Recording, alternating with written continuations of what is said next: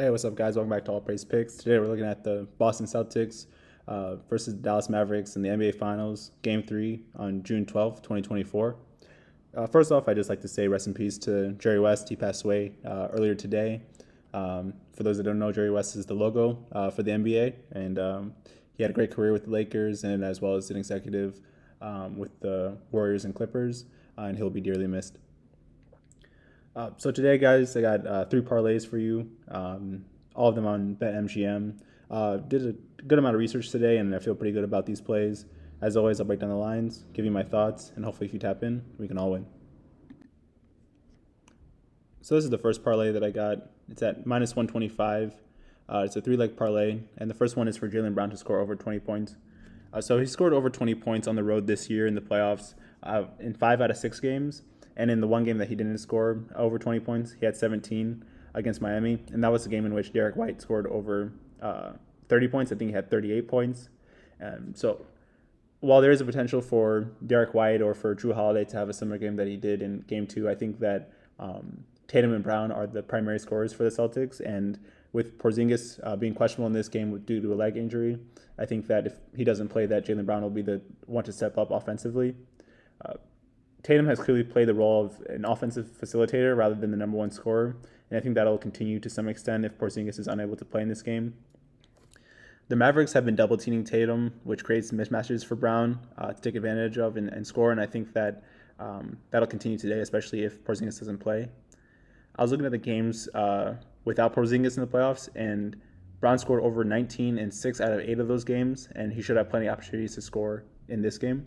So I think he's a good bet to have over 20-plus points. The next one is for PJ Washington to score 10-plus points. So PJ has scored 14 and 17 points in games 1 and 2, and I think he plays better overall at home. So I think he'll have a great chance to score 10-plus points being back home for Game 3. He scored over 10 points in 7 out of 8 playoff games at home. And in that one game that he didn't score over 10 points, he had 9 points against OKC in Game 6. But he also intentionally missed a free throw to prevent OKC from having a last-second shot. So I think that in this game, he'll have opportunities to score 10-plus points, and he should be able to get at least 10 in this game. And the last line is for Kyrie to have 3-plus assists. So he's had over 3 assists in every game at home thus far in the playoffs, and he's averaging 8.5 potential assists and 4 assists so far against the Celtics in the finals. And I think that if Porzingis doesn't play, that just gives Kyrie more potential assists on offense, because the Dallas offense as a whole should be focused more on scoring in transition, and that'll be led by Kyrie Irving.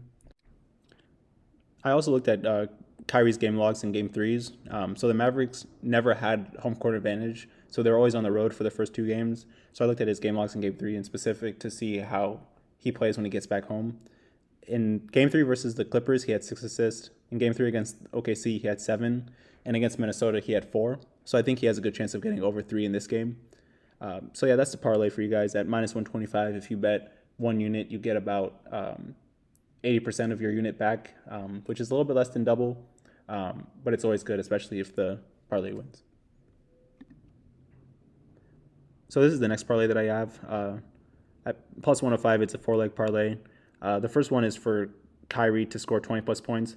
As I mentioned before, I think that there will be an increased scoring in transition, and I think that both offenses will be moving at a faster pace and more efficiently in Dallas. I think that the number of fouls that were not called in Game 1 and 2 were primarily because they were playing in Boston, and they kind of have that Boston mentality, if that makes any sense.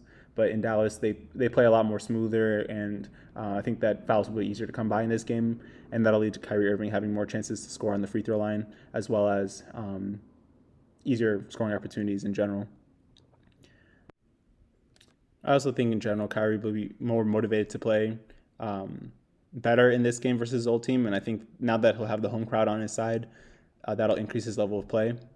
He typically lets the offense come to him, and he'll score in the second half, which is expected of him as a clutch player in the NBA. So I think that with increased scoring opportunities and easier foul calls that are expected, I think he'll have a good chance of scoring over 20 points in this game. The next 2 lines are for Luka to have over 7 assists and over 7 rebounds. And with the Mavericks coming back home, I view Luka more as a facilitator in this game. in part because of his chest injury, and also because he realized that after games 1 and 2 that he cannot be the only scorer if the Mavericks are to win the game. So he's been averaging 10.8 rebounds and 9 assists at home, and I think that will continue in this game. With him being honestly their best rebounder and one of their best facilitators in terms of offense, I think Kyrie Irving can get his assist numbers, but he'll be more focused on scoring. I think Luka will be a good bet to get over 7 assists and 7 rebounds in this game. And then the last one is for Tatum to get over 7 rebounds. He's the number 1 rebounder on the Celtics, and I think that'll be even more true if Porzingis doesn't play. He averages 11.5 rebounds on the road in the playoffs, and he's averaging 13.5 rebound chances and 10 rebounds so far versus the Mavericks in the finals. So similar to Luka, I think he'll be more focused on facilitating the offense, and that begins by getting a rebound on defense. So I think he'll be able to get at least 7 rebounds in this game. And at plus 105, if you bet 1 unit, you get a little bit more than double your wager back, which is always good. And the last parlay that I have is plus 125. The first one is for the Celtics to score over 50 points in the first half. So far in the playoffs, they've scored at least 54 first half points in every game without Porzingis, and it's my inclination that Porzingis does not play in this game, and even if he does play, I don't think he'll play more than 30 minutes in this game. That'll lead to Al Horford being on the floor more, and I think that just leads to more three-point shooting by the Celtics. And they played very poorly from the three-point line in Game 2, so I think that they'll revert back to their normal averages in Game 3. In Games 1 and 2, they scored 63 and 54 first-half points, and albeit those games were at home and with Porzingis, but during the regular season, I looked into their stats of games on the road without Porzingis, and they averaged 64.3 points in the first half.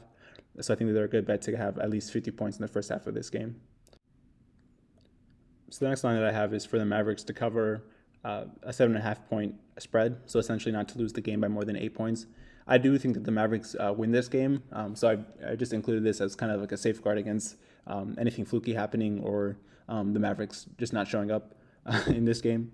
But I also looked into the stats, and since 2004, I believe, home favorites in Game 3 that are down 0-2 are 62 and 28 straight up. So essentially, home favorites in Game 3 who are down 0-2 have won 62 out of the last 90 games in which this was the case.